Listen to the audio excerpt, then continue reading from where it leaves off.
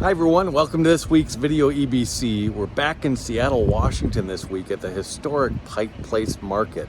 And this is just one street down from Pike itself. We're on Pine Street here, looking at one of these awesome old 1907 views of the market here.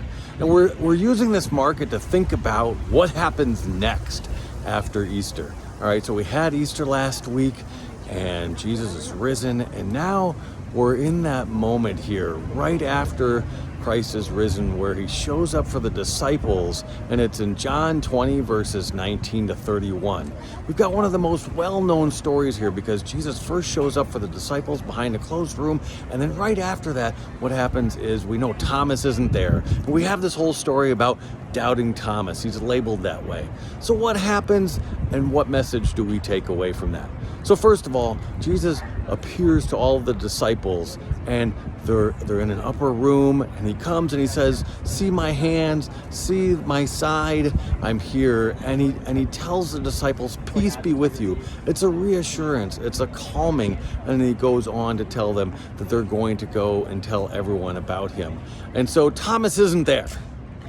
And Thomas shows up to the disciples later and he declares, "Unless I see the holes, unless I am able to put my hand in his side, I'm not going to believe," right?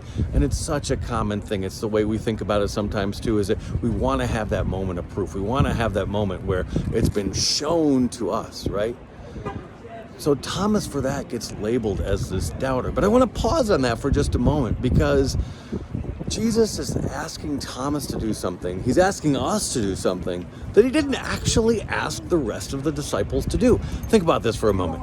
All of the disciples are scared, they're hidden, and Jesus shows up to them. So we know that he didn't ask the rest of the disciples to believe without seeing, because he appeared to all of the rest of the disciples. It's only Thomas that he asked that of. And you know what? It's us that he asks that of too.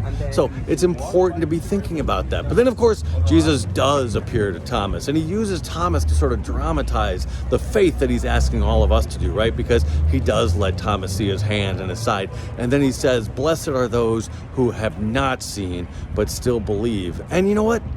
That's us. As we move on from Easter, we don't get that moment where we get to just sort of see it. Sometimes we feel like we might have it, right? Everyone's got sort of maybe one or two stories where it's like they really sort of felt like they saw Jesus or God and something that happened to them. But we don't have that moment where Jesus actually shows up and says, "Here I am. You can believe now because you've seen me." We're asked to do the thing that Thomas was asked to do in believing without having seen. So everyone, as you think about the story of doubting Thomas this week, as you think about moving on from Easter, think about the fact that we're in actually a blessed place where we're being asked to believe without it being proven to us. It's a gift that God has given us, that Jesus is giving us, that allows us to have our faith in him. Everyone, have a great week.